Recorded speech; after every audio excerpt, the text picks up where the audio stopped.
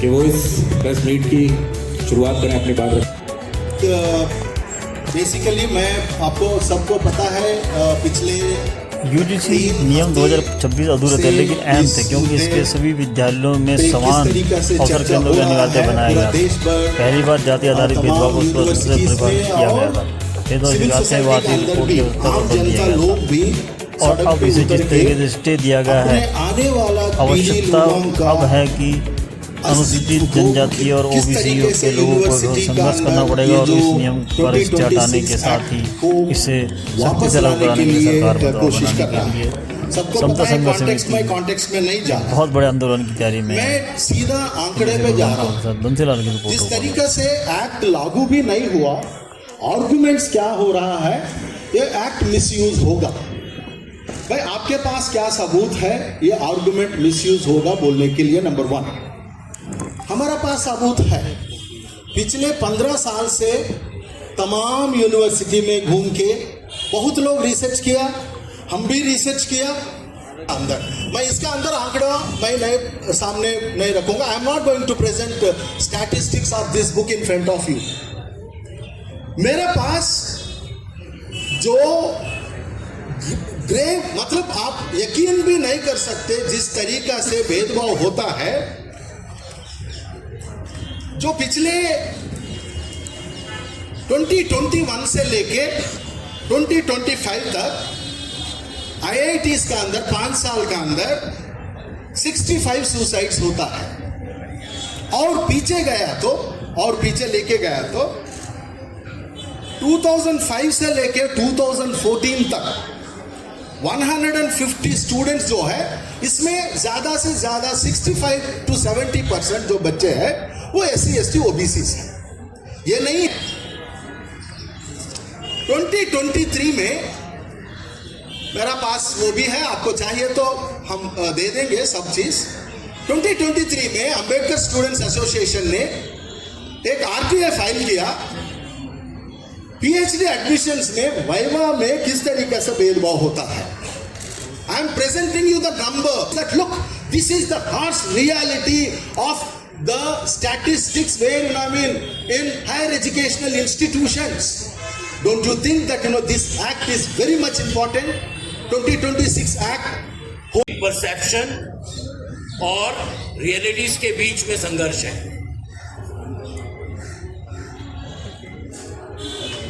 ये परसेप्शन इस देश के brahminical intellectuals supported by the media, financed by the capital and supported by their political leaders ने create किया है। परसेप्शन क्या है? सवर्णों के साथ भी भेदभाव होता है, सवर्णों के साथ भी अन्याय होता है, लेकिन सच्चाई क्या है? सच्चाई वो है जो प्रोफेसर सुकुमार नायक ने बताया कि हमारे पास ना सवर्णों के पास इस बात का कोई एविडेंस है कि उनके ऊपर कोई अत्याचार होता है या उनके साथ कोई भेदभाव होता है। कोई डॉक्यूमेंट वो प्रूफ पेश नहीं कर सकते जिसमें उस बात को प्रमाणित कर सके। तो हमारी जो लड़ाई है, हमारा जो संघर्ष है, वो एक मैन्युफैक्चर्ड रियलिटी बनाम असलियत के बीच में लड़ाई है। एक चीज हालांकि ये बहुत माइल्ड है। साइंस में जाइए आप, किस तरह की साजिशें होती हैं, कितने बच्चे PhD कर रहे हैं। आपको मालूम है पूरे भारत में 1178 इसी के आसपास विश्वविद्यालय हैं, जिसमें 700 से कुछ कम केंद्रीय और राज्य के विश्वविद्यालय हैं। उसमें कितने वाइस चांसलर हुए हैं? आप 10 साल में तो थोड़े मोड़े हुए भी हैं, उससे पीछे चले जाइए किसकी सरकार थी किसकी नहीं सरकार थी, आप देखिए कितने वाइस चांसलर हुए। एक बाबा लेके आ गया है, विश्वविद्यालय के लोग नहीं थे। बाबा ने मोदी जी से पूछा कि मुझे इच्छा मृत्यु दी जाए, अरे मांग लेते किसी और से। उसके बाद एक चैनल के हमारे साथी ने कहा कि 5 लोग उपस्थित थे यूजीसी में और उधर से फोन आ रहा था, कुछ बड़ा बना के बताओ। तो ऐसा क्यों हो रहा? क्या यूजीसी में इतना बड़ा एक आदेश आ गया कि देश के सभी जो दुर्भावना है जातिगत उसको समाप्त करने वाली है?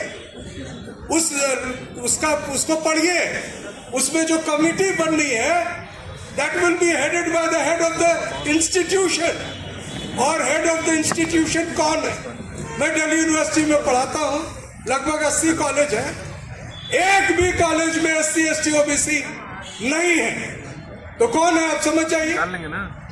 ही विल डिसाइड कि आपके खिलाफ जो भी बात हुई है वो दुर्भावनाग्रस्त है कि नहीं जातिगत। उसके पहले 2012 में तोरक साहब ने 22 पॉइंटर्स दिए थे कि अगर ये बातें होती हैं तो इसको माना जाए कि जातिगत दुर्भावना से ग्रसित है, उसको हटा दिया गया।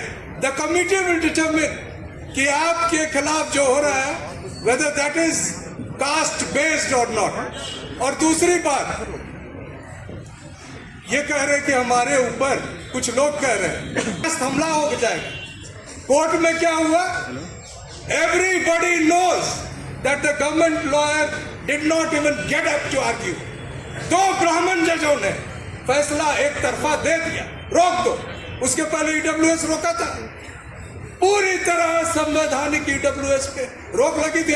मंडल कमीशन पे रोक लगा, 2 साल 2.5 साल तक लगा रहा। राम जेठमलानी ने लड़कर उसको दिलवाया, एक भी क्लॉज उसमें गलत जब नहीं पाया तो क्रीमी लेयर का अनकॉन्स्टिट्यूशनल क्लॉज उसमें लगाया गया। जिससे बहुत डर रही है सरकार, उसको जेन ज़ी कहती है। और उनको लग रहा है कि कहीं बांग्लादेश और नेपाल जैसी स्थिति भारत में नहीं हो तो जेन ज़ी को भी थोड़ा डिवाइड किया जाए। तो ये जो कैंपस में इसको पुश किया गया है, ये तो हमारे लिए अच्छा है कि हम अपनी बात कहने के लिए मुखर हो गए। नहीं तो ये इसके पीछे उद्देश्य सिर्फ ये है कि देश के जो हमारे महामानव हैं, जिन पर ऐसे ऐसे वीडियो, ऐसी ऐसी बातें एप्स्टीन फाइल के माध्यम से नजर आ रही है कि जिसको मानवता शर्मसार होती है, जिस हम लोग देख रहे हैं सोशल मीडिया पे, उसमें उनका नाम जुड़ा हुआ है और वो अपनी छवि फिर से OBC प्रो OBC शायद बनाना चाहते हो। लेकिन जब OBC का नाम हटाया गया तो सरकार की तरफ से कोई मनाही नहीं हुई। 2012 के उस दंत विहीन आदेश को पुनः लागू किया गया। तो ये खेल जो चल रहा है, ये युवा और इस देश के हमारा यही मानना है कि वहाँ से न्याय मिलेगा, और अगर न्याय नहीं मिलता है तो हम उम्मीद करेंगे और हम लेंगे, हम संसद से न्याय वहाँ से नहीं मिलता है। लेकिन सुप्रीम कोर्ट का जो स्टैंड है इसमें प्रेजेंट स्टैंड को आपने, मैंने वही कहा कि उन्होंने स्टे लाया है, तो ये ज़रूर चेंज होगा मुझे लगता है। मतलब कि जो अंत में जो फैसला आएगा वो न्यायप्रिय फैसला होगा, हम इस पर भरोसा रखते हैं।